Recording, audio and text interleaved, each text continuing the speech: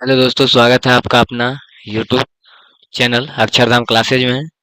आज ये biology chapter 1 का ये तीसरा वीडियो है। चलिए शुरू करते हैं। क्वेश्चन है, हमारे शरीर के अमाशय में अम्ल की क्या भूमिका होती है।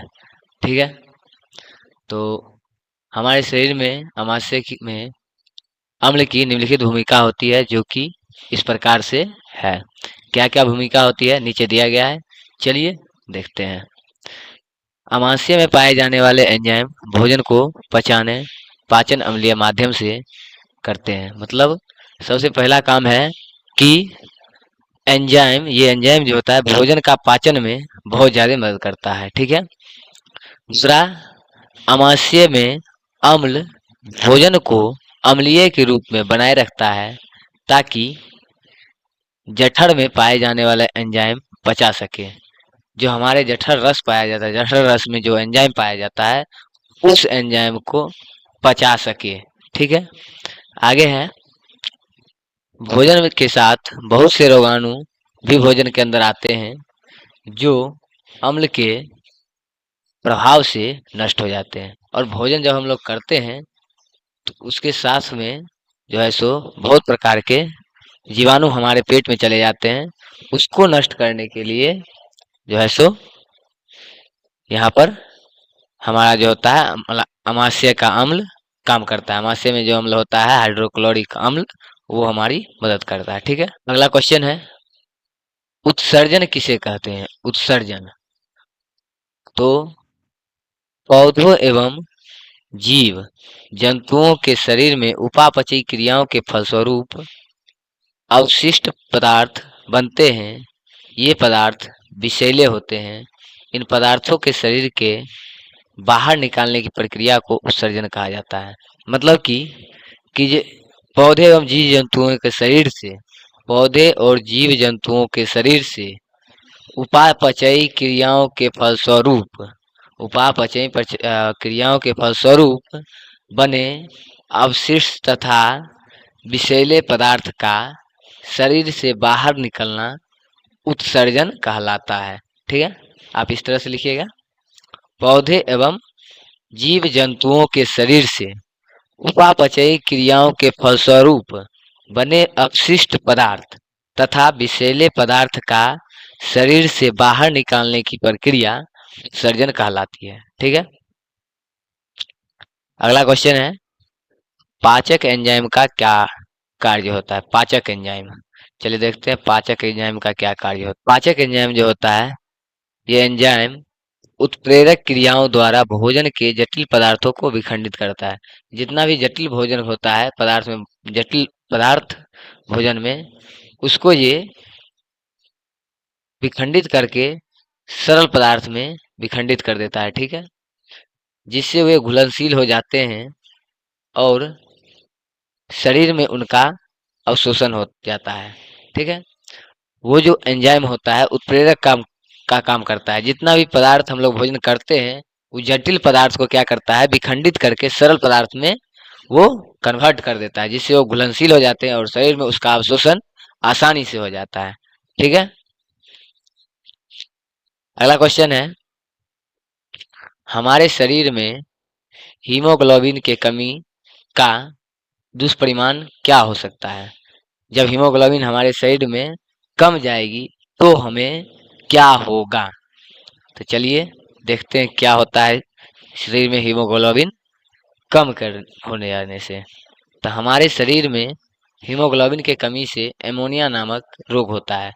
हीमोग्लोबिन जब भी कमी होता है, एनीमिया एनीमिया नामक रोग उत्पन्न होता है। हमें श्वसन के लिए अनावश्यक ऑक्सीजन की कमी महसूस होती है। जब हम श्वास लेंगे, जब श्वास हम लेंगे तो हमें ऑक्सीजन की कमी महसूस होगी, लगेगा कि ऑक्सीजन है ही नहीं, जिसके जिसके कारण हम लोग थक जाते हैं। यहाँ पर थक होगा, सही कर लीजिएगा। जिसके कारण हम लोग थका थका महसूस करेंगे। हमारे शरीर का वजन कम हो जाता है और शरीर में वजन कम होने लगता है।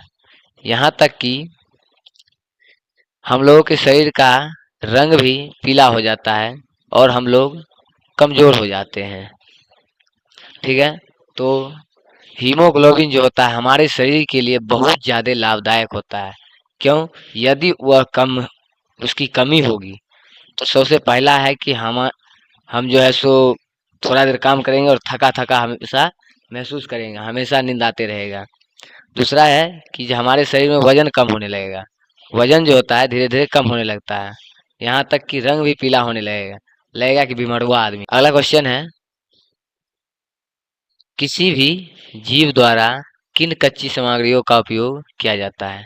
किसी भी जीव द्वारा किन कच्ची सामग्रियों का उपयोग किया जाता है?